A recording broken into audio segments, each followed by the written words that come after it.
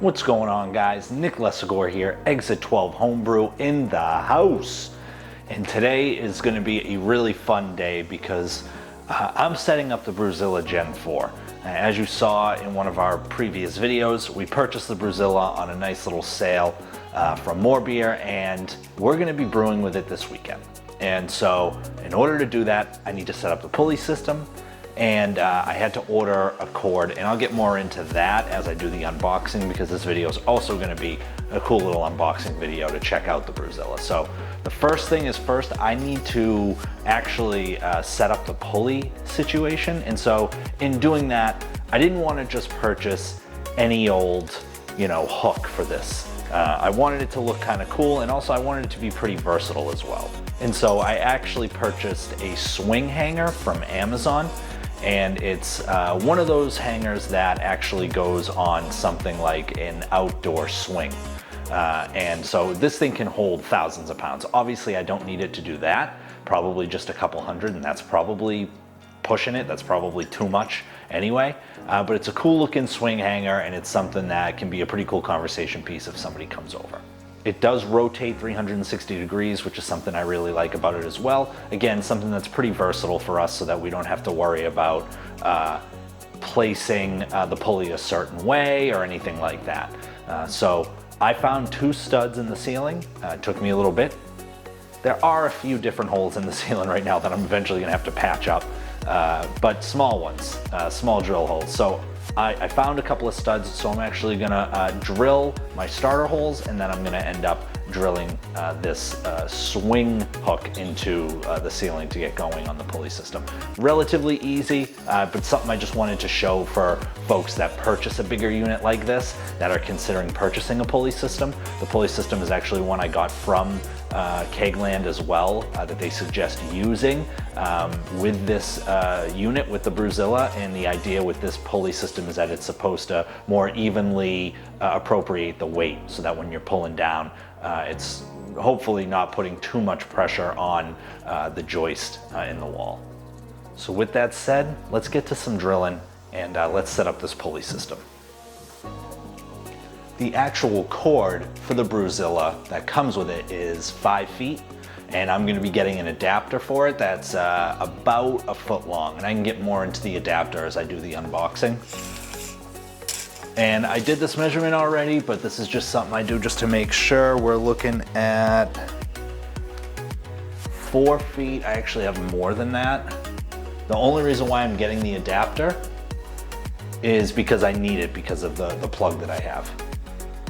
But we should be good. Plenty of space from a length perspective for the pulley system.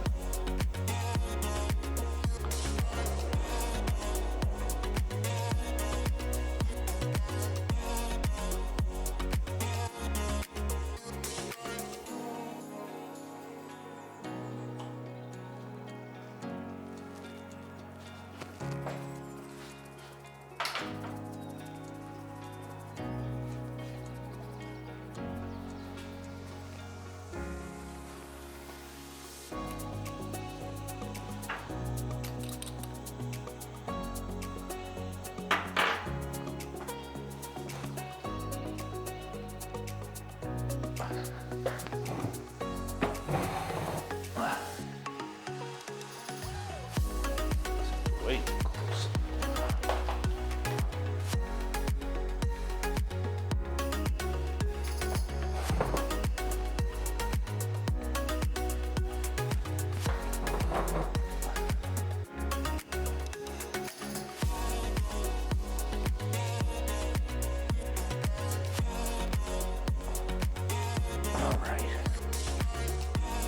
All right, let's drill some holes.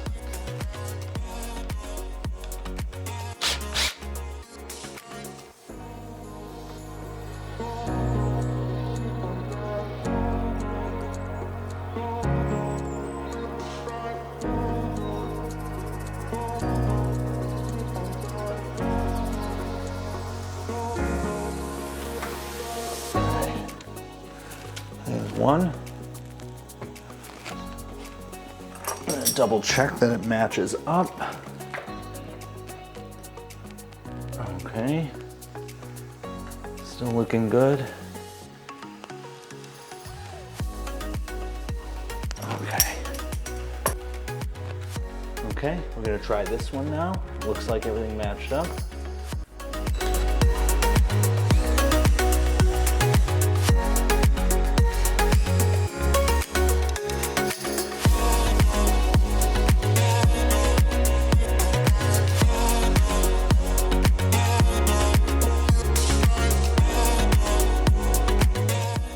Now, a few parts I did have to buy was a socket adapter for my drill and a new 3/8 inch drive 1/2 inch socket.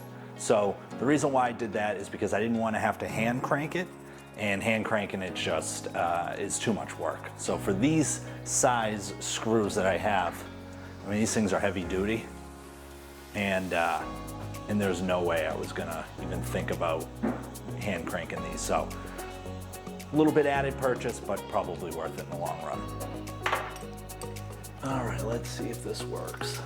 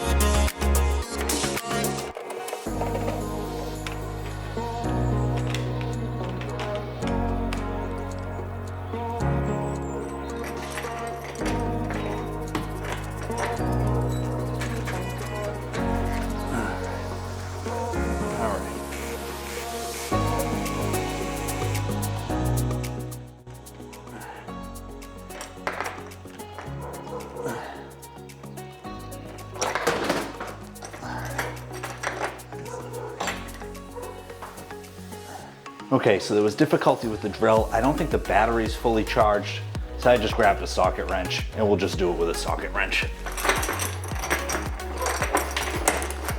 A little bit more difficult, but still gets the job done, I think.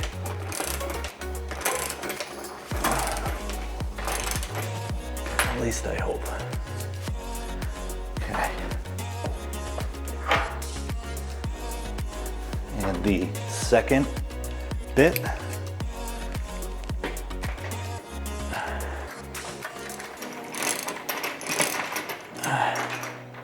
Again, a little bit more of a hassle.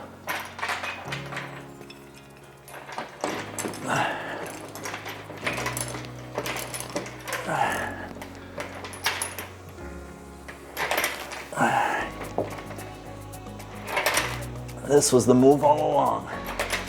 I wasted that money getting the bit.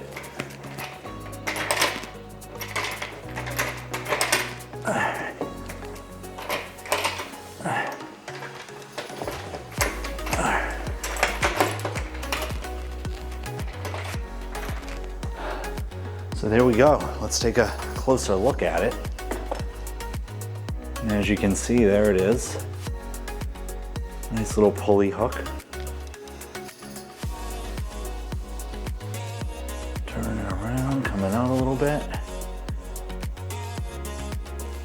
Nicely set up. And in relation to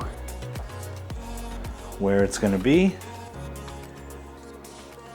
pretty perfect. We have our sparge cart right here, so we'll be able to sparge.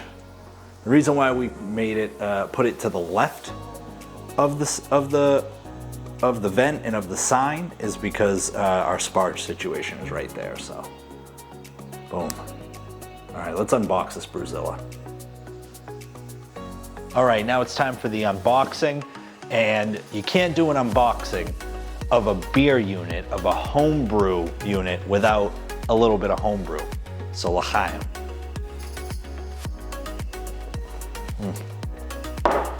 Absolutely fantastic. Let's get into this. I've had this sitting in the brewery for the better part of probably, well, since Cyber Monday, so over a month. Decently over a month. So I'm excited to get into this. I was gonna wait for Brandon, but he said, you know what? Go without me. Go through the journey of unboxing without me. So first glance, this unit, and I know, listen, I know it's 65 liters. You don't really, it's tough to tell on screen when you're watching some of the videos on YouTube and stuff. But just looking at the lid is what came out first. And this thing is gonna be huge.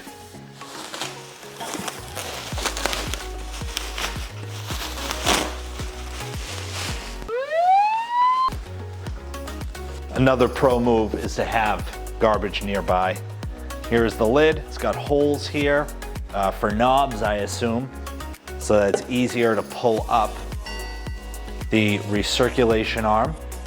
I'm actually curious to see if the Whirlpool arm that we have will fit the same cam lock fitting. So we'll see how that works, but here is the recirculation arm.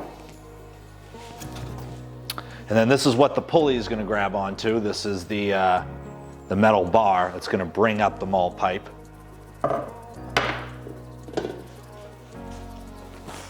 Try not to make too much of a mess. Here's the spigot. Spigot feels pretty heavy duty.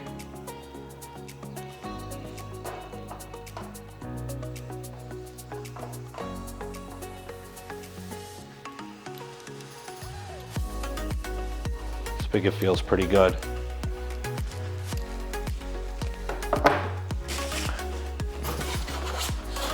Then I'll pop this bad boy out.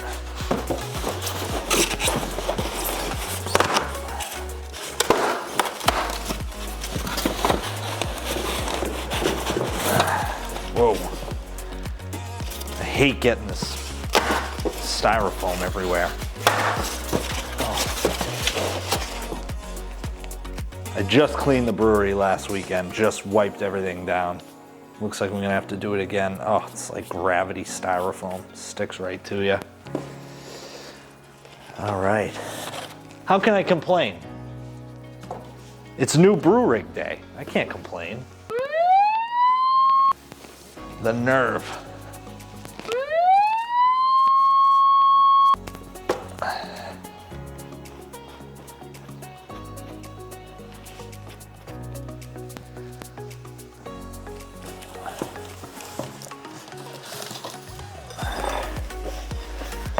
An accessory box, we'll open that in a minute. I will say, they packed this nicely. Here is the chiller, which we won't be using. We have a jaded, so for 5-gallon batches anyway, we'll see we have the jaded, but look at the size of this thing. Holy moly. This is for sure a big time chiller. You can use this to run wort through if you have the proper setup, or you use this as an immersion chiller.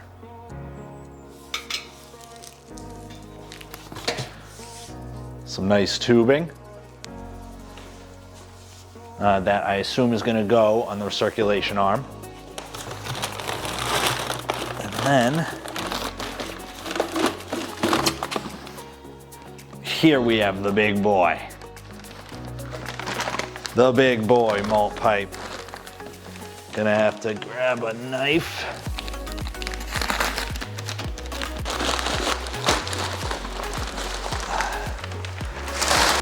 All right, first observation on the malt pipe that I had was the holes.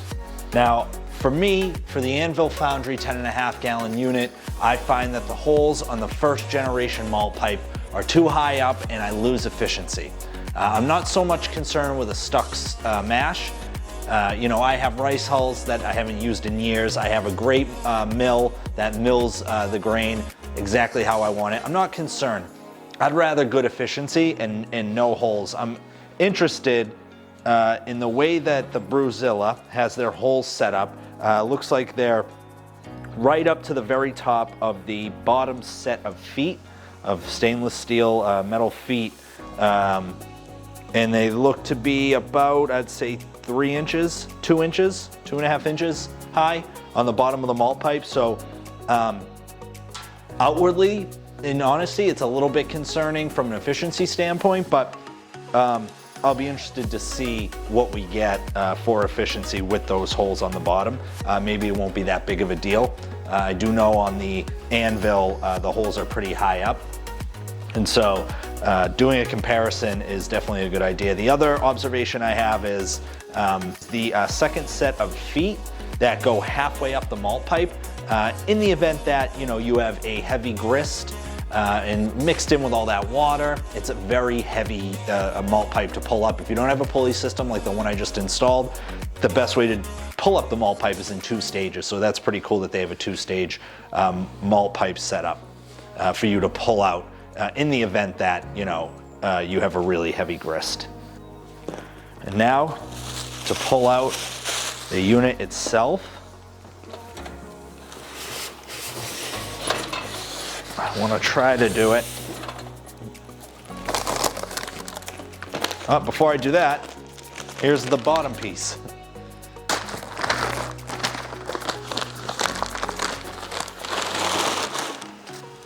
And so the filters for the malt pipe that will help flow and recirculation came at the very bottom of the unit. This is pretty sharp, so I would say when you're unboxing it, just be careful.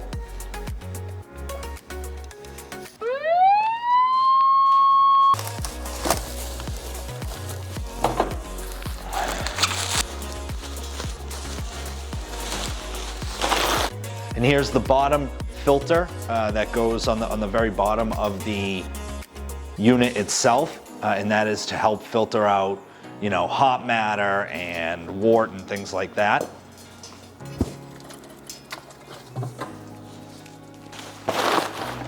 The goal is to get the clearest, best possible wort that you can into the fermenter, and this certainly helps that. Taking a look at it, it does look a little bit warped. I don't know if I'd say warped, but it just doesn't look flat.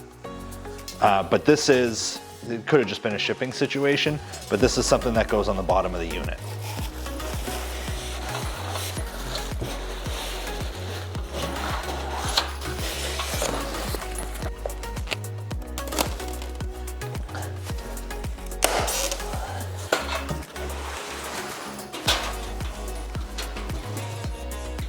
And now here is the unit itself.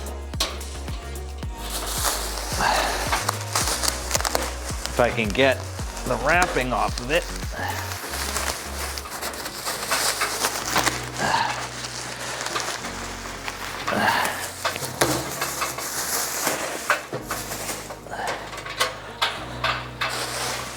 All right, look at this.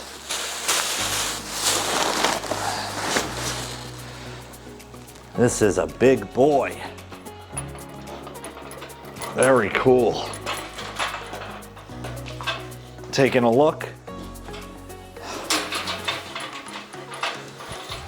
One of the things that I'm really excited about with this unit is the zero loss funnel. At the very bottom, there's a funnel piece that really is going to help in helping you get the most out of your wort. And as you see, the spigot is right below it. And so the idea is that to avoid any losses, it's going to save you money in the long run and help increase your yield. Or you set the brewing software the way you want so you get the appropriate yield. But this just takes out another part of the process in trying to figure out what your losses are. So a really cool feature on the unit itself. Now we're going to take a look at what is in the accessory box. What I assume it's probably the controller and some doohickeys for the lid.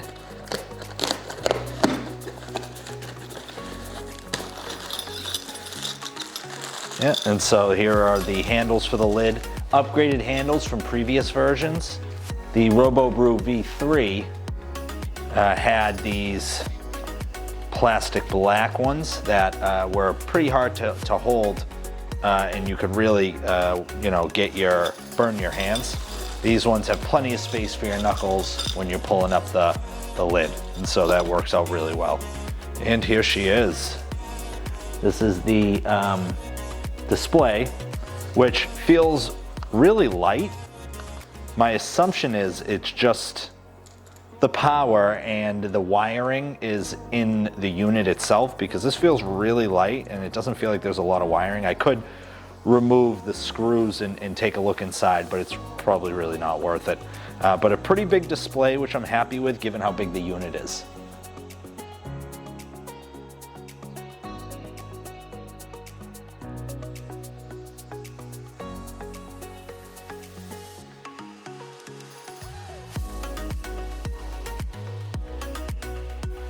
One of the things I will say that I do like is the open air aspect of this unit. There's plenty of space if you want to modify the pump, or if you want to change out some of the tubing in the pump. This loose tube here goes to the spigot. I didn't realize that, and I took these screws off trying to loosen the main body from the bottom to put this spigot on without realizing. You'd think watching the videos that I would know that, and I just missed that piece of it. But here is the recirculation tube that goes into the pump that helps recirculate. It comes down from that bottom, comes out, and the pump sucks it up. And then here is the spigot that I'll attach right now. But I love the open aspect. It's not closed.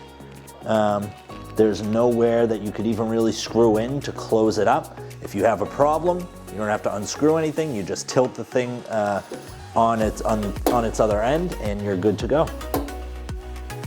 One thing I did want to mention with this unit is that being 65 liters, it needs more than just 120 volts of power. So this actually runs a 630R NEMA plug. And what that means is that most people that run 240 volts in the USA have a 620p plug. And when you're doing that, you need 30 amps to this thing. And what that means is that you're gonna have to get an adapter. And so that's exactly what I did. Thanks to Sean at Brookside Brews. He got me onto a link on Amazon, and hopefully I have an adapter coming that's about 1 foot long on Friday, so we have enough time to brew. The way it's wired right now, I would not be able to plug this in and get power from it. The other option is to buy a NEMA, is to buy a 630R receptacle and to switch it out. The reason why I'm not doing that is because my Anvil Foundry is a 220 volt unit. And so I want to be able to run that if anything happens with the Brewzilla and be able to use the same receptacle. Now for the display, what you want to do is start from the bottom when you're putting it on the mount and then come up slowly.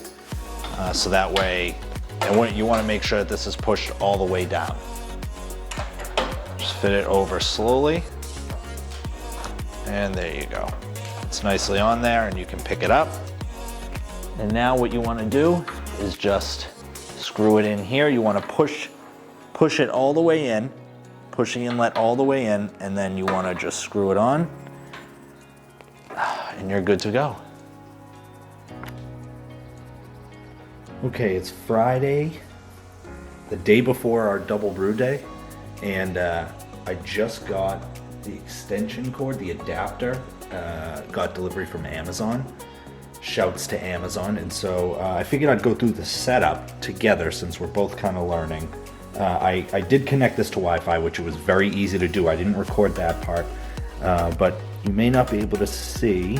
Try to move it a little bit closer, but basically it's asking, it says register your device by pressing the select button to enter the main menu, then selecting the register device item on the main menu. So I'm not sure what button is the select button, but what I did do is I saved a picture of the controller on my phone.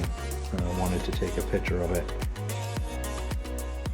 And here it is. So now I can see, I can adequately see what I'm looking at here, like what buttons are what kind of thing. So the select button, press the select button to enter the main menu, then selecting the register device item on the main menu. Going down, oh, it's top right there, select register device. Asking me to go to the Wrapped portal at app.wrapped.io. Let's go on my phone. App.wrapped.io, it's already there. Click on it.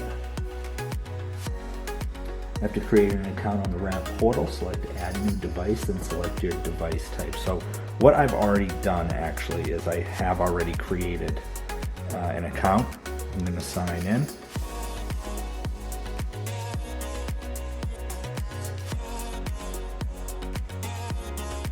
Okay. And now it's giving me the MAC address and the validation code I assume to put in. So register device, Brewzilla. Perform the following steps. So it's asking for the MAC address. I'm going to copy the MAC address line for line. And now to the validation code. So far setup seems very easy. Name of the Brewzilla. Put exit 12 Homebrew 65 liter. Hit the check mark. It's attempting to connect the device. Bang, connected. So as you can see, we're now on the screen to be able to utilize the Brewzilla. This is coming in at Celsius. I'm gonna attempt to change it to Fahrenheit. Go into settings. Temperature built in. System. Imperial. And then this is the return button. And there we go. So we are now on Fahrenheit. And it's really that easy to set up, which is pretty fantastic. I'm going to throw some water in here. I'm going to heat it up. I'm actually going to throw in some cleaner and get going on cleaning here. Everything else is clean, just the inside I need to scrub down. So let's get started.